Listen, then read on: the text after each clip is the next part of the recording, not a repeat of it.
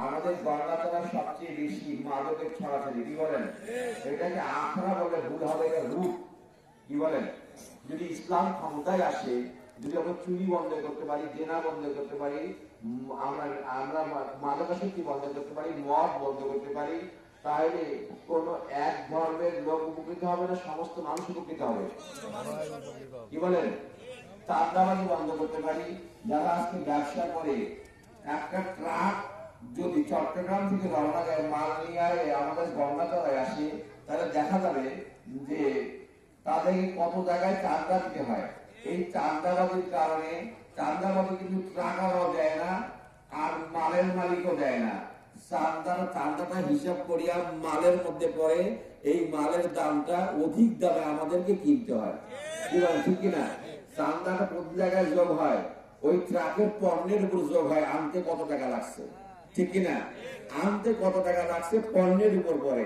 যদি চাঁদাবাজি আমরা বন্ধ করতে পারি, তা আমরা সব মানুষ উপকৃত হব, পণ্যের দামটা কম হবে, ঠিক কিনা?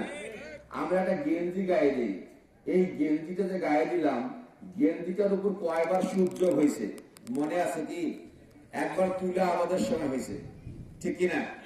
একবার তুলা থেকে সুতার মিলে সুদ যোগ হয়েছে, কারণ তুলাওয়ালাও সুদের পয়সা নিছে, সুতার স্পেনিং মিলও সুদের পয়সা নিছে।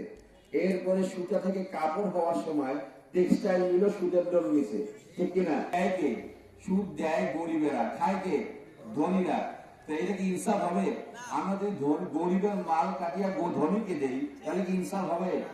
ইনসাফ হচ্ছে আল্লাহ রাব্বুল আলামিন যে বিধান দিছে, যাকাত ব্যবস্থা, ধনীর মাল কাটিয়া গরিবকে দিতে হবে, তাহলে ইনসাফ হবে, ঠিক কিনা? আমরা সুদের কারণে কি বলে, জাকাত ব্যবস্থা চালু করতে পারি, এবং আমরা এই জাকাত ব্যবস্থা চালু করতে পারলে দেশে একটা লোকও হাত পাতা থাকবে না। কি বলেন?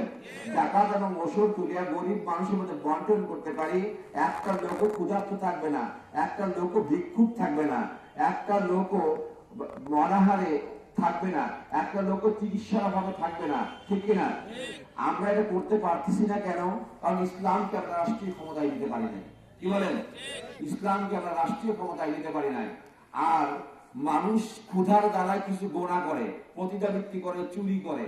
এই চুরি এবং পতিতাবৃত্তি এক সময় মানুষ ক্ষুধার দ্বারায় করে, আস্তে আস্তে সে পাকাপোক্ত অপরাধীতে পরিণত হয়ে যায়। আমরা যদি ক্ষুধার দ্বারাটা বন্ধ করে দিতাম, তাহলে এই অপরাধ বন্ধ হইতো, ঠিক কিনা? ধর্মীয় ক্ষতিগ্রস্ত হই। মদিনায় 1400 বছর আগে হাত কাটা হয়েছে, এখনো সেখানে চুরি নাই।